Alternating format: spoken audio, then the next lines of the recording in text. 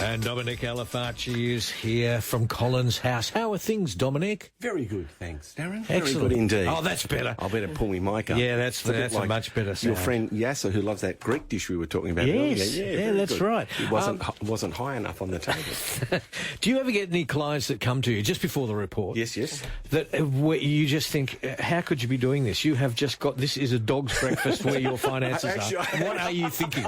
It's funny because all those lovely people I spoke to today, what luck during the week. I had a couple, to be honest with you. I won't know. Sometimes you do, sometimes you don't. You think, what are you doing? Yeah. Actually, this week, you've just hit the nail on the head. Right. Now, what happened overnight? Well, overnight, we had the Dow Jones Industrial put on 134 points to close at 40,000. That's the first time ever. I remember it was 1,253 in 1984 when I got my first licence. Yeah. And that's 40 years ago, and that's a 9% capital gain. It was the year that Kevin Sheedy's Bombers beat Hawthorn in the grand final comeback. Right. Do you remember that? And my mates, who are big Hawth supporters, they were whinging that Dipper, Lethal and Dermy. Imagine having those three players in your team. Dipper, Lethal and Dermy. Got robbed by the umpires, but I've got to say, Sheedy did make some good moves. So back to the markets. The S&P 500 put on 6 points and the Nasdaq gave back 12 points to 16,686. Across Atlantic, London's FTSE dropped 18 points, whilst the German DAX, French CAC and Italian MIB were also lower. Gold put on $31.90 to $2,417.40 US an ounce, whilst West Texas Intermediate was 1% higher at over $80 US a barrel. The Aussie dollar is currently buying 66.93 US cents, with the ASX 200 SPY 34 points higher, pointing to a positive start on Monday following Friday's effort, where our market fell 67 points to end the week at 7,814. Okay, now, capital gains tax, it's an evil thing. I think, unless you're a socialist, a true, really red socialist, capital gains tax is evil for mum and dad investors. It makes me laugh. You can have a billionaire that buys a house for $30 million and 5 years later sells it for $40 million and makes, $10 million tax-free. Yeah. I think there should be a capital gains tax on, anything over, say, $10 million. And the farmers and people like that should be exempted because they've worked the land and their house isn't really their house, it's the whole acreage. But yet they'll tax people. I had an example during the week.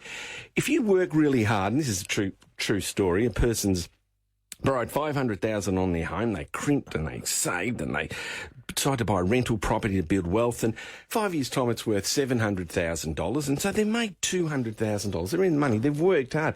They've taken the risk. They've borrowed the money. They've paid the land tax. They've done everything right, and the loan's worth $500,000. If they don't take a capital gains hit now of $40,000, when they retire, or their kids, if they pass prematurely, they're going to pay $500,000 in capital gains tax. And the house is worth $500,000. Yes. It's just insane. So Paul Keating, when he cleverly set this thing up, I don't think he thought that far ahead that it'd affect, mum and dad investors, or maybe he did. I don't think he's evil. I think he's a pretty clever guy. But this is ridiculous. Like, how can you pay as much in capital gains tax as you did for the property. Yeah. But that's what happens based on reasonable assumptions, and these are just examples. But, if you assume a 6% capital growth over the period and the property goes to be worth, let's say, $3 million and your cost base is $500, you've got a $2.5 million capital gain. Sounds a lot, but it's in 25 years' time. And then half of that goes on your tax return. You've got to write out a cheque for about $512,000 for this fellow. So I said, look, maybe you should bite the bullet now, pay the $40,000 capital gains tax now, rather than $512 in so many years' time, and top up your super. Yeah. You avoid land tax, rental. Get rid of it, move it on. Maybe that's the best thing to do. So yeah. It's incredible. It's an insidious tax. I hate it. It is evil because the rental market in Australia is privatised. So they need mum and dad investors to work hard, to buy the properties, to house people, to house the community.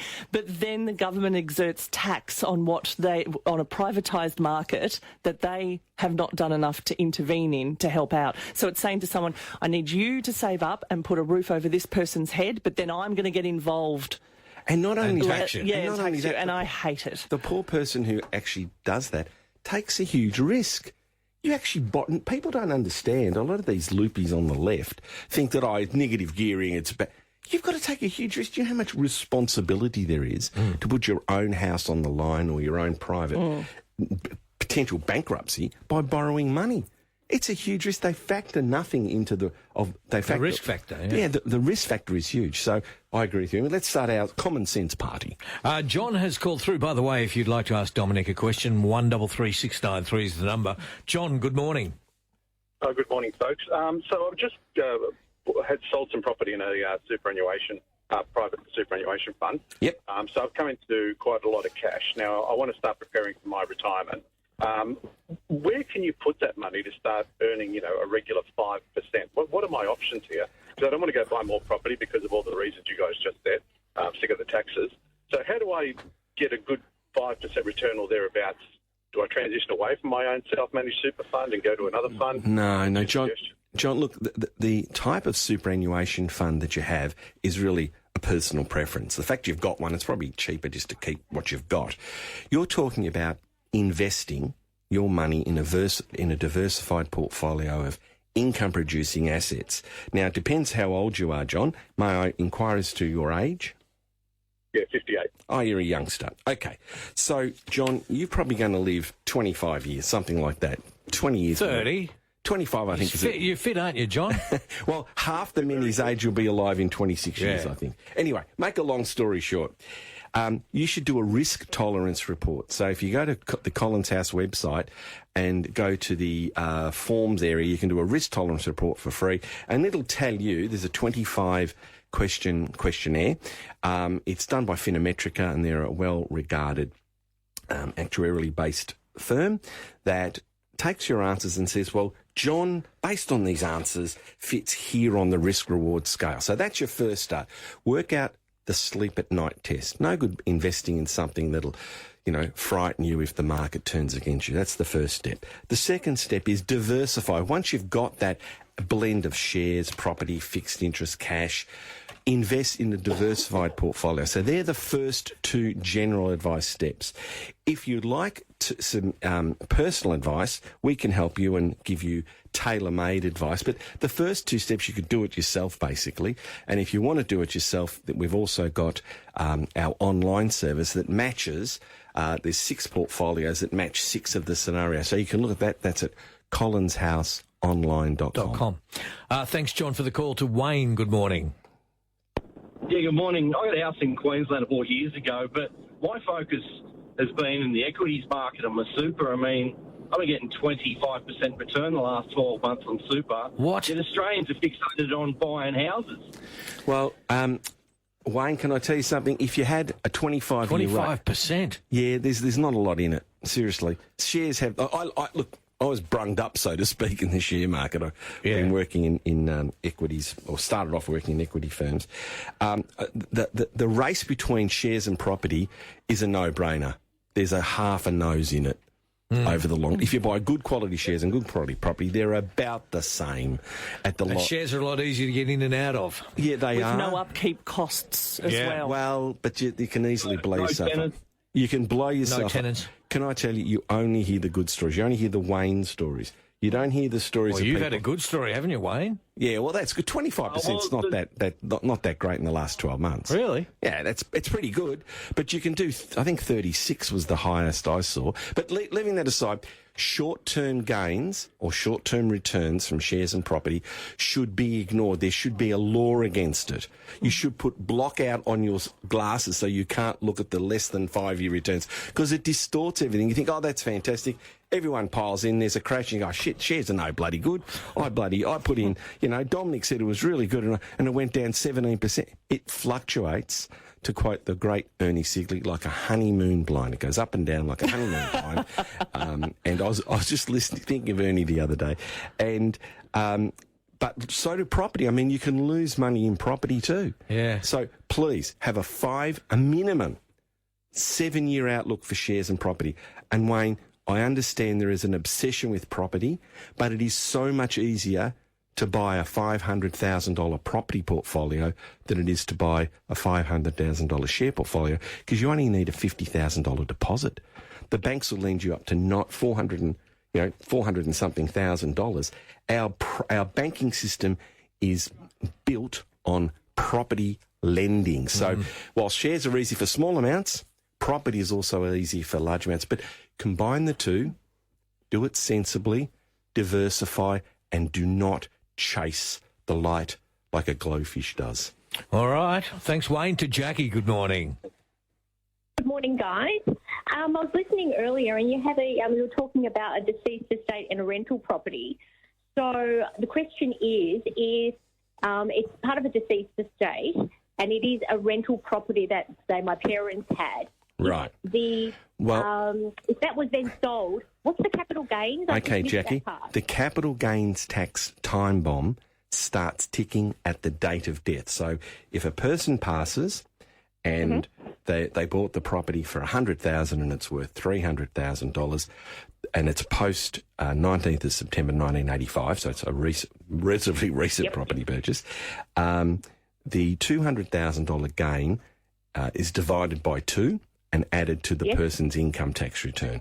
So in that case, $100,000 would go onto their tax return and tax would be paid on that amount, whether it be 20 cents in the dollar or 40 or 50 cents in the dollar, depending on Medicare levy and everything. So that's your capital gains there. That's the tax, yeah. However, if you defer it, if you don't, so Jackie's question is what happens if it's a deceased estate? You've got a couple of years to sell it. And also if you don't, if you inherit it and keep it for another 10 years, the capital gains tax time bomb starts ticking from the date of death. So you can defer it, but my view is don't defer it, because the only thing I can guarantee it's going to go up. Yeah, the only thing I can guarantee in this world is the taxes will go up. I don't know whether property prices are going to go up, but I can guarantee you taxes are going to go up. So it's likely that the fine you'll pay the less straight away. Yes. You happy with that, Jackie? Yes, thank you so much. That's so much clearer. Appreciate that. No worries. No worries. Another happy customer here with Dominic at 6 to 10. Tom Elliott. Stephen, good morning. Hi, guys. Dominic, my 80-year-old parents, they're selling their hobby farm they've had since 1985 because, Mum's battling breast cancer and she's not long for this world. So they're wondering, they've been hit with that corrupt state COVID land tax and because they've not been able to manage their money, and my parents have, they've been punished for it. My question is, if they're selling it and they're making instalments for that tax because they can't pay it all at once, what happens when they sell the house? Does the remaining tax still have to be paid by them or the new owners? If they are paying a previous assessment, my understanding is that you are liable for that amount and your payment plan relates to the previous period. So the land tax grab for money applies to when you settle the property. So if the property is still in their name they're paying for it, then I think it's still going back. But an important question, Steve, you said they had it since 1985. Do you know the date that they bought the property? Was it before midnight on the 19th of September? Yeah, I know what you're asking. We have verified. We missed out on that cut-off capital gains thing by about 2 months, I think. Oh, what a shame. What a bugger. That's going to cost you thousands, Steve. Don't want to rub it in. Sorry. Yeah. You're not rubbing it in. It's a fact, unfortunately. So, but getting back to your question about the land tax, my understanding is the assessment is the assessment. The time that you pay is just a payment plan, so I think they have to pay it unless you can do a deal with the purchaser. Okay. All right. Thanks, Dominic. Pleasure. And sorry about your mum. Good on you. Thanks, Stephen, for the call. Dominic, collinshouse.com. Are you still doing any personal video stuff? I am booked out till about the end of June, which is fantastic. Yeah. So maybe July or August I'll open up the diary a bit more. So we're chock-a-block thanks to the lovely listeners at 3AW. Okay, collinshouse.com. No AU.